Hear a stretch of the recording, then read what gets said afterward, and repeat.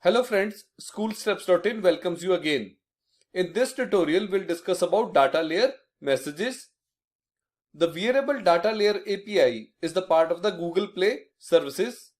It provides a communication channel for your handheld and wearable apps. There are some important points related to the data layer messages. We'll discuss these points in the end of our tutorial.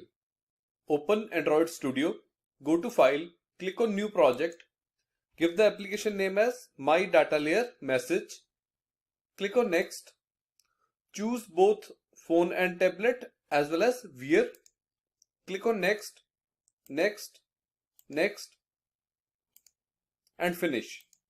It will create a project for you. Now the next thing which you need to do is to open the Sdk Manager, which is right here. Click on it. It will open Sdk Manager for you. Scroll it down and in the end look for Google Play services, which is right here. Make sure that it is installed on your machine, and the reason for this is that the data layer APIs are the part of the Google Play services. So what we are going to do is to make two applications. One is the handheld device application and the other one is the wearable application. We will send a message from the handheld device application which will be received by the wearable application. Let's do it.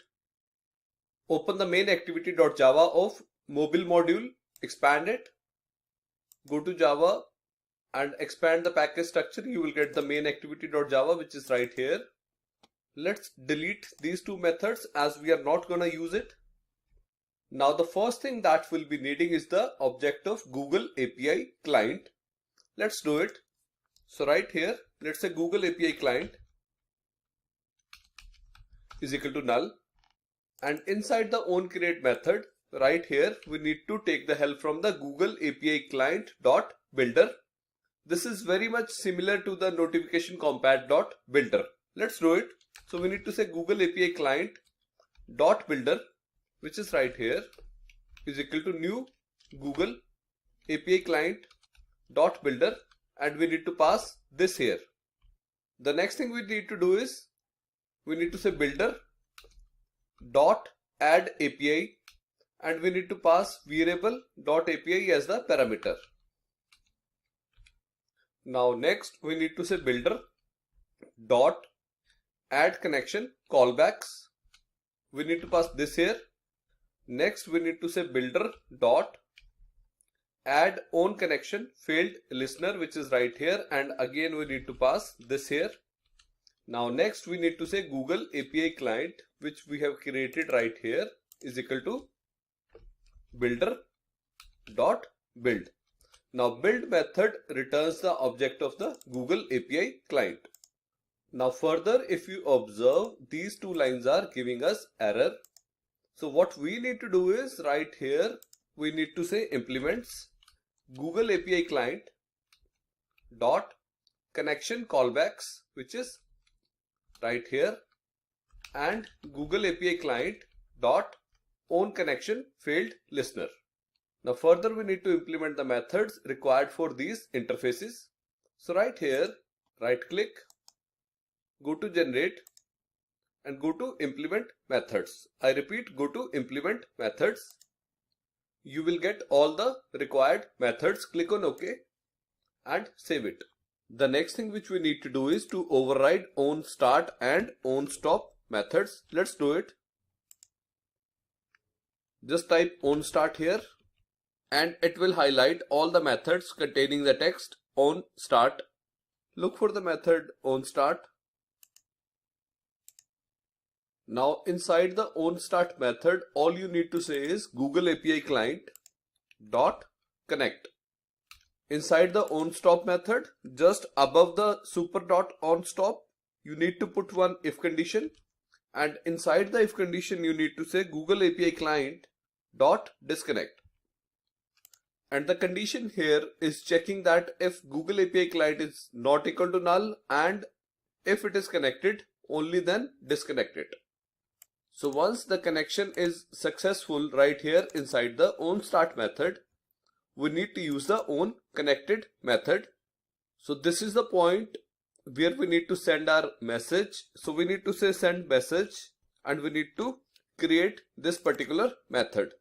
So right here, let's say public void send message, and inside this method, let's say if Google API client dot is connected, then do something, else do something.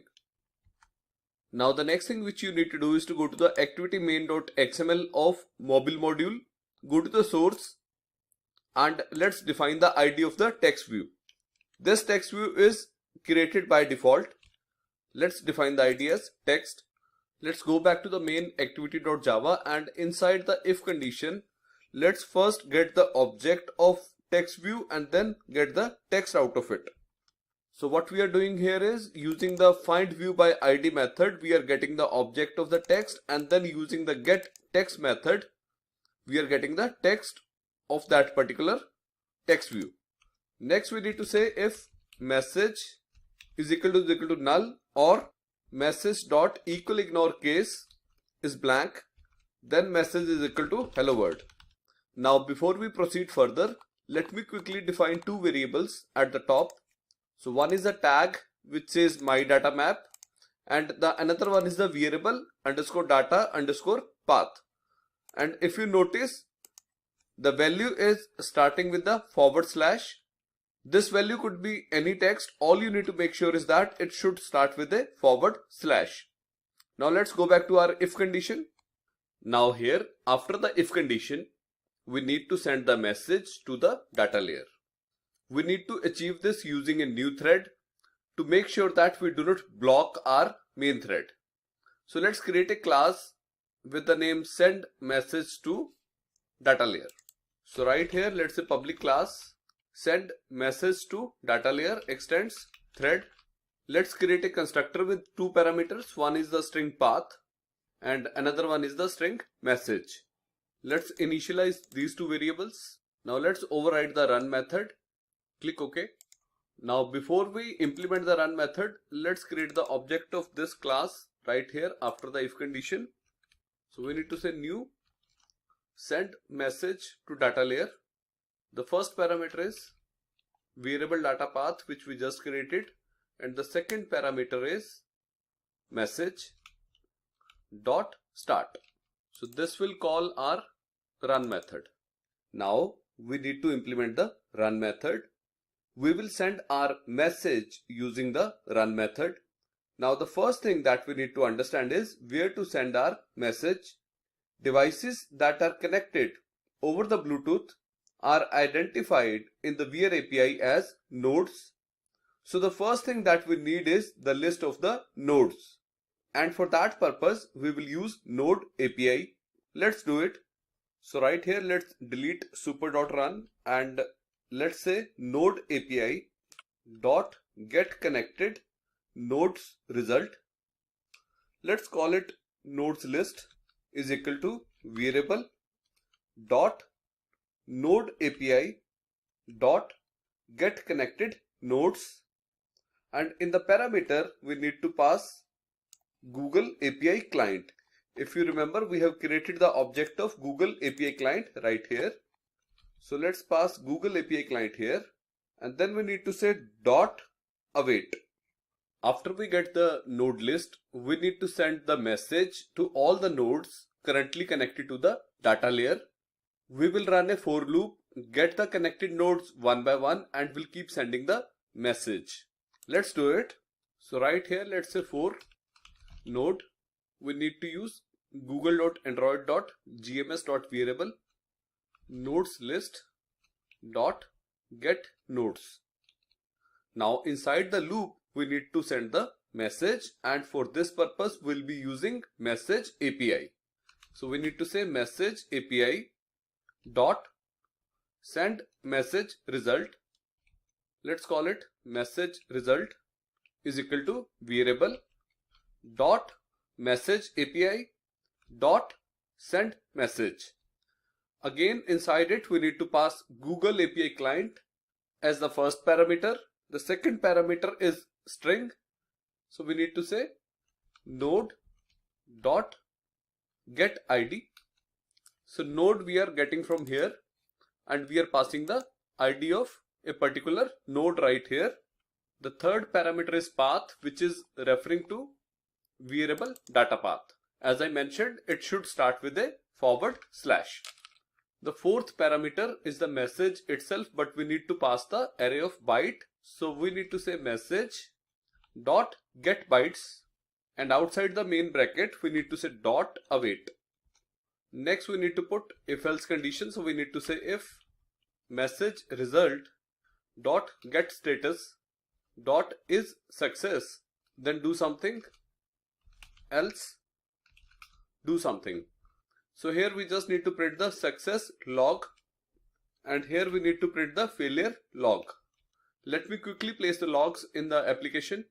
One important thing that we need to understand about MessageAPI is that it is a one-way request. It is like fire and forget. Success here only means that message has been sent. It doesn't mean that message has been delivered. So it is a one-way request only. Now next thing which we need to do is to click on project and go to the Android manifest.xml file of mobile module, open it, and right here after the activity and before the application we need to add one meta tag. So we need to say metadata name is equal to com.google.android.gms.version and then value, and inside the value we need to say @integer / Google Play Services version. Friends, with this we are done with the mobile module. Let's take a break here. In the next tutorial we will continue from here and will work on the wearable module. Friends, with this I take your leave. Thank you so much. Please like our page on facebook.com/letsandroid. If you have any query, do write us at info@schoolsteps.in or schoolstepsin@gmail.com. Thank you.